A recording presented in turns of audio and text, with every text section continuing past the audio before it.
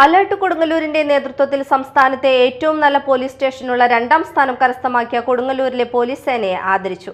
Alert president CC Anitha അധ്യക്ഷത വഹിച്ചു. ഉപദേശക സമിതി chairman advocate Abdul Khader Kannezhath, chief coordinator PH Rahim, PRO Shameer Panikkasseri, vice പ്രസിഡന്റുമാരായ വിനോദ് കക്കറ, മഹേഷ് ചുള്ളിപ്പറമ്പിൽ, സെക്രട്ടറി ഷാംജാൻ എന്നിവർ സംസാരിച്ചു.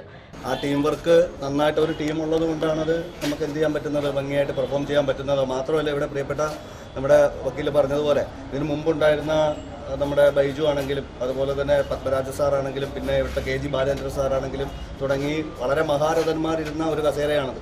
അതുകൊണ്ട് തന്നെ കൊടുങ്ങല്ലൂർ CIയുടെ ഒരു സീറ്റ് എന്ന് പറയുന്നത് അത്ര എന്താ പറയുക ഈസി ടാസ്ക് അല്ല, അത് അത്ര ഹോട്ട് സീറ്റ് തന്നെയാണ്.